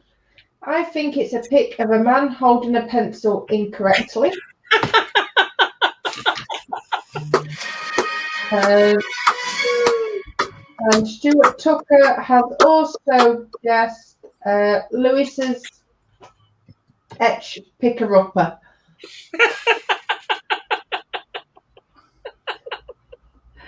Oh, dear me. And in the group, we will start with James. I don't actually have a clue. Sorry. Okay.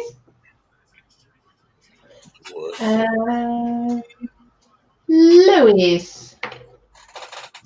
I think it is the submarine from 20,000 Leagues Under the Sea by Monogram. Okay. Steve. I think it's USSS Day by Airfix 1700.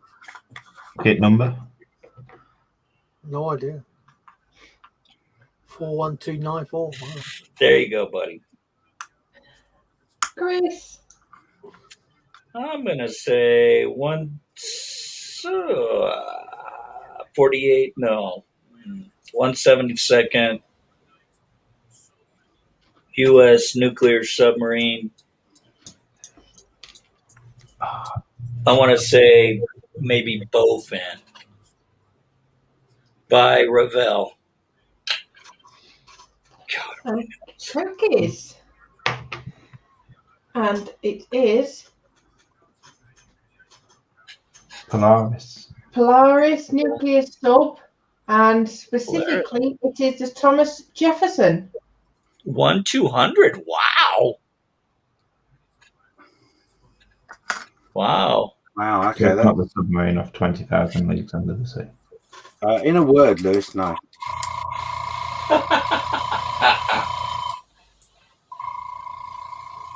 I think Stuart Tucker was definitely the closest on that one, and now I understand the Renwall.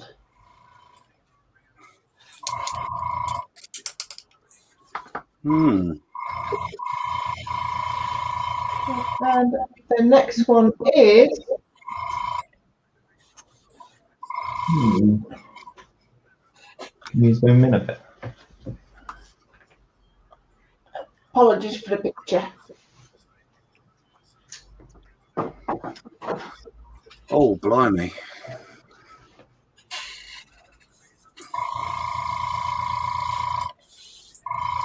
The time has started, guys, so get your guesses in the chat, please. We've got 14 people still watching.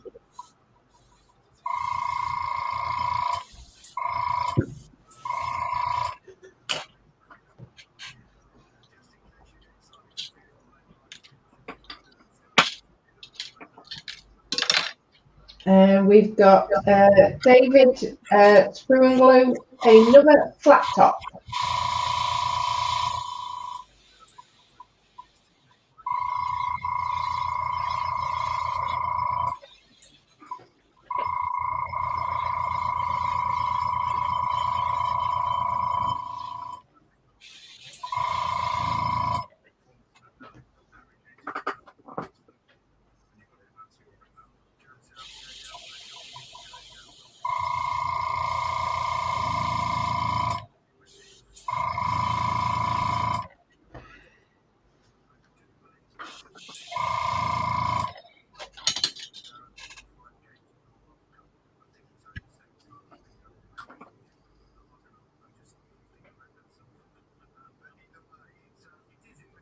Stuart Tucker, USS Franklin by Trumpeter.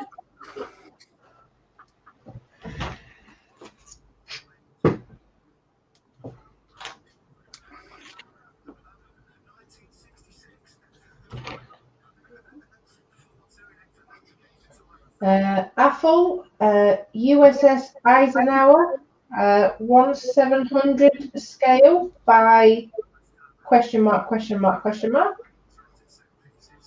And Quanaman, I think it's a design mock-up for how Lewis could upgrade Nat's ironing board.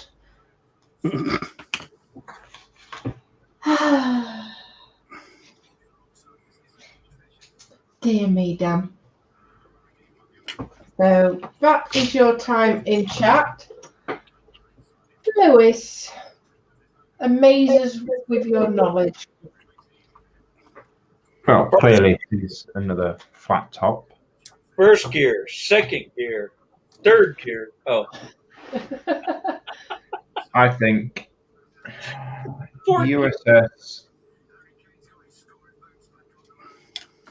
Lexington by Trumpeter, 1/700. Steve. USSS Roosevelt by Zevster, 1/350. Chris. 1/700 scale USS Essex. I want to say by Trumpeter. James. I'm going to go with Ark Royal, 100th, 1/700th by Trumpeter. Okie cookies. And it is USS Franklin in 1/700 by Trumpeter. Wow. So well done, Stuart Tucker. Woo! You're in the lead to receive absolutely nothing.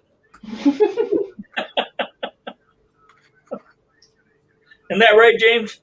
Oh yeah, no, there's a great big package of nothing not coming your way. But hold your breath. Oh yeah. And moving on.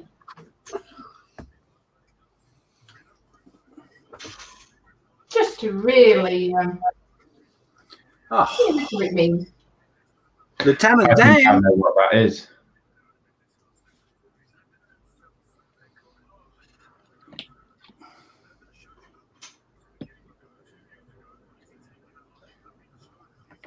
That's a U-boat commander.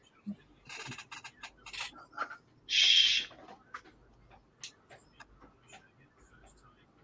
Let me close my eyes. Now do that again.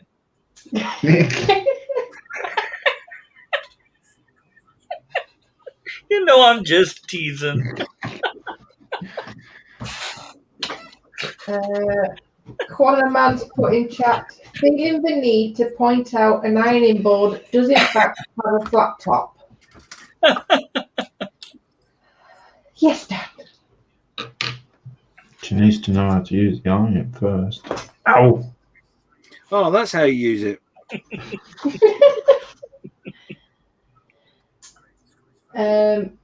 Oh, Ross has quickly popped in saying, "See you all later. Got to go." Yeah, see you soon. See you later, See you Ross. in a bit, Ross. Stuart Tucker, 1,000 apologies. Does works, does boot.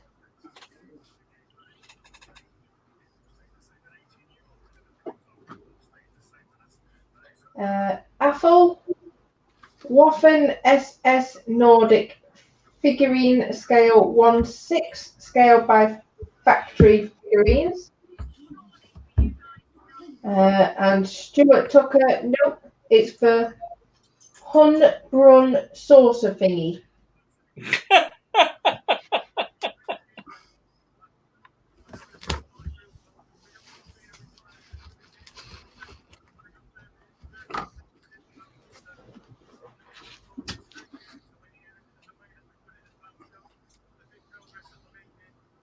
And that is time in chat.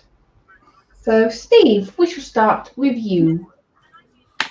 I ain't got foggiest. I really haven't. Sorry.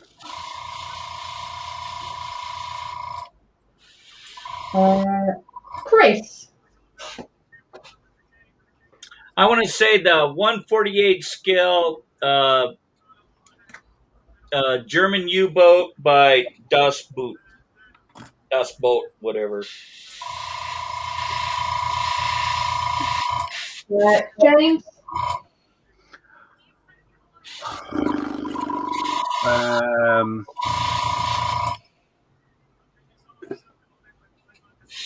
don't know. I really don't. You're watching the ball game and what's up. No, I'm busy fiddling with plastic actually, but I've got no idea. I don't think it's a U-boat commander. I would say it's. I think Atol's probably right. A Waffen SS figure, but I don't know. Lewis. I think this is the Dad's boot. What scale was it? The U-boat, the new one out. Yeah.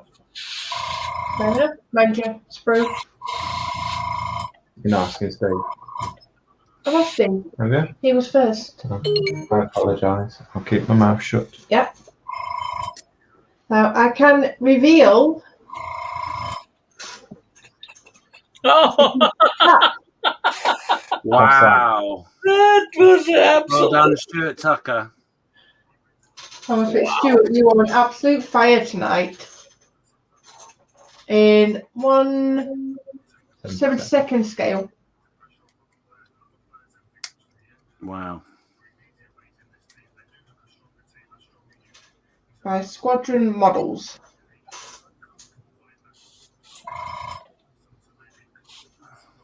And your last one is. There we are. Your last one, guys. Wow.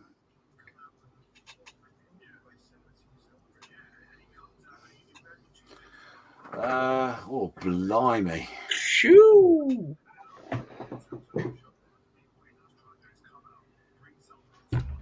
I get a sneaky feeling that Stuart's not the only one on fire this evening. I think I know what that is. I think I know what that is. I think.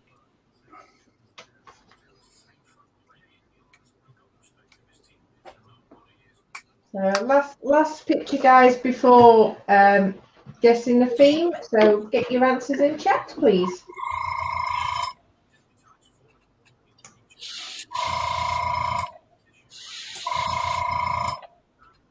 I think I must have upset her during the week.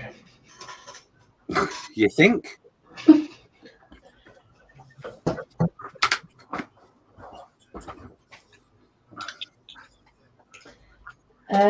Stuart Tucker, Legacy Hornet.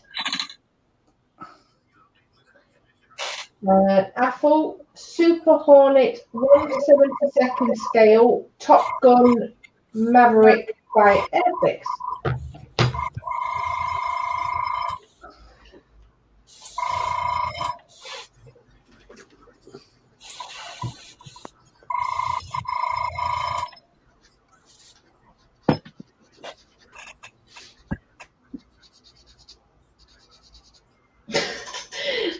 Cornerman's put in chat, I think this pick is an example of how evil Nat is. I love you too, Dan. There you go, Dan. She said it. She loves you. She's yours, mate. She'll be in post next week.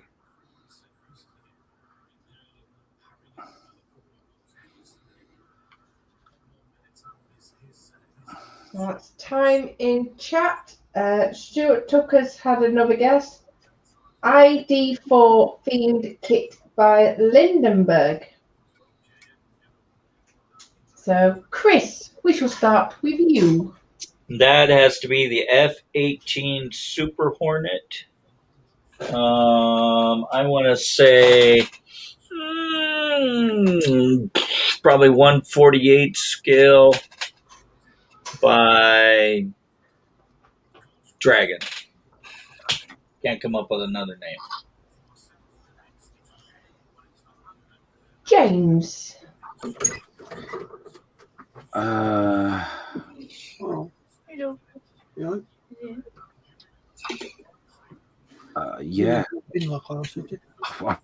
Yeah, Super Hornet by Dragon. I don't know. He's honest. The honest truth, I don't know, but I know it's an F-18 Super Hornet. No problem. Lewis. I'm agreeing with Stuart. Oh, is that how you're playing it tonight? Yeah. Steve. I think it's a Super Hornet. I ain't got a clue what kit or anything. Probably by Ravel, maybe 1/72. Cookies. So I can reveal it is F-18 Hornet. Yeah. 1/72. Oh, wow. Who got that one again? I wonder. Stuart.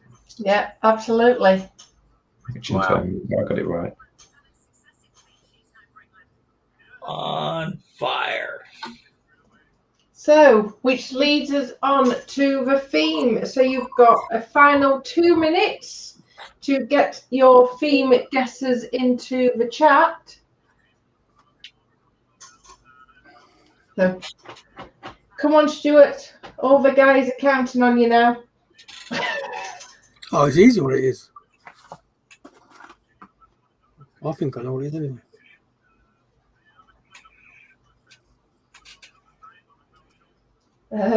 Quanaman, oh heck, that's me glued to the naughty step forever with a 2-part epoxy. Can I have that big metal boat instead, Lewis? Nope. That thing don't answer back. Oh, I forgot yours put in the end. You're willing to give up your wife, but not that model. Yep. Oh, God. Perfect bike riding weather up here. She comes with 2 free kids. Oh, no. I'm too old for that shit. sorry, I'm a bit confused. Is that 2 or 3? I got my own and 3 grandkids. So they're all yours. Big L. Apple has put in chat naval USS style. And Stuart Tucker's put, is it Will Smith's birthday?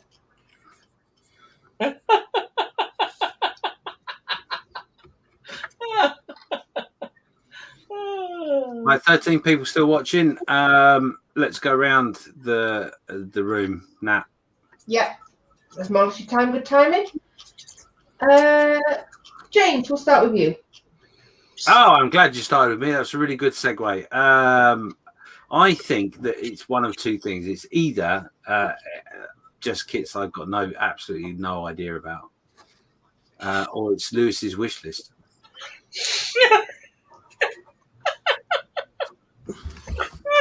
I really don't have a clue. I'm completely off it today.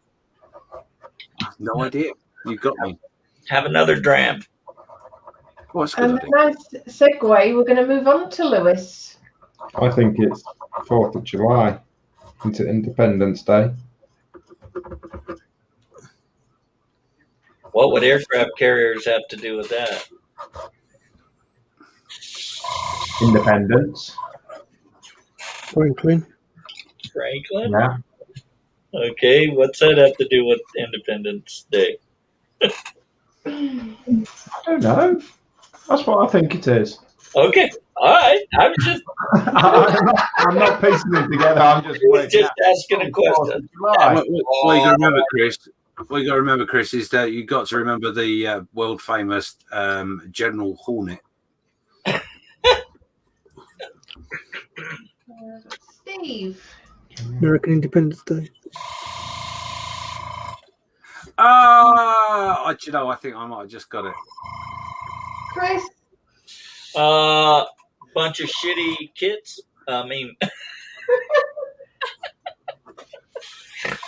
okay, I'll go with there. But it's American Independence Day. Independence Day. I think I have decided that it's actually linked to the film Independence Day. You know what? You're right. I want to change my answer. Go on, Nat, do you reveal? So I will reveal, and actually, you know what? For once, Lewis actually gets the star prize. Oh, Well, that's what I said as well. So it needs to be shared. No, well, granted, yes, it can be shared, but you know, I'm actually gobsmacked that Lewis actually got it when he got it off no one else. So I'm proud of you. I got it from the first one. awesome. That's why I was saying the next one was USS Day.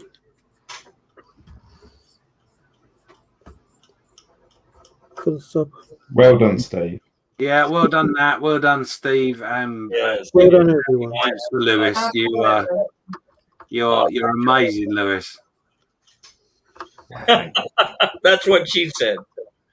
Oh, Yeah. sorry, I that far. Right, so it's just gone 10 o'clock. Obviously, I don't want to steal any thunder from Mr. Matlock. So let's quickly go around the bench, see what you've been doing. Let's go to Steve. Have you managed to get anything done? I've just been doing some penciling on this, that's all. Not a lot. England won 4-0, by the way. Thank you for the noise spoilers. Yeah, no, I know. I'm not going to spoil it for anybody who may want to watch. Anyway, Chris? All I did was I just happened to finish painting the eyes. Here. And that's it. I've been working on some other stuff, but again, it's so warm in here that no painting, no nothing. So I'll wait until later on this evening. No, okay. Lewis, how did you manage to get your bit glued in? That you I did. It's that tiny, I can't pick it up now. You should be used to that by now. I know. Get the magnifying glass out. Oh. Wow. That's just so wrong on so many levels.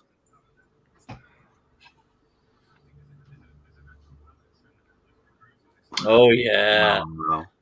Are you putting the rails, the little rails? Oh, yeah. There you go. Looking good.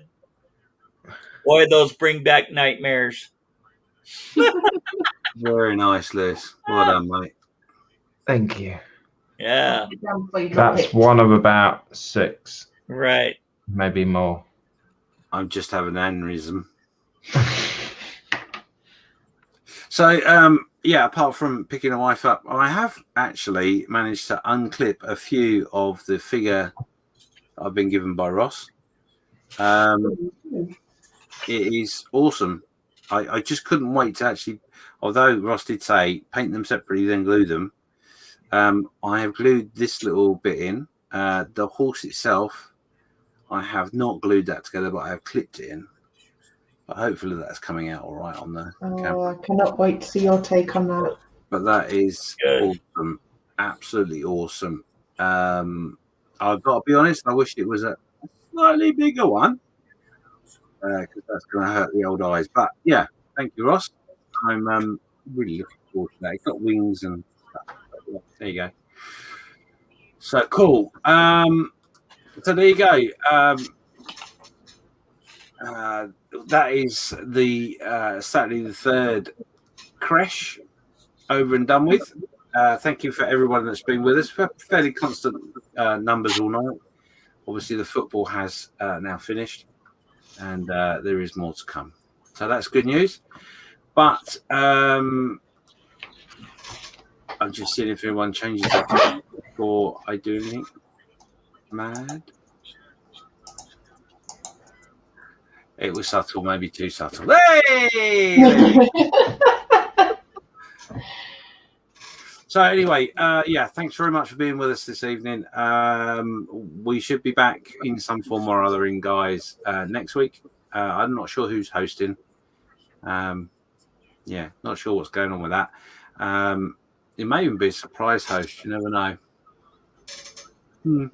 Well, on that note, I'm going to leave you to it. Until next week. Obviously, I'm on Sunday at 11 o'clock. If you want to come and join me for a bit of a laugh and joke and look at some amazing work, then please do join me. But other than that, we'll see you next week. Until then, it's a bye-bye. Bye-bye. See you later. Bye. Bye.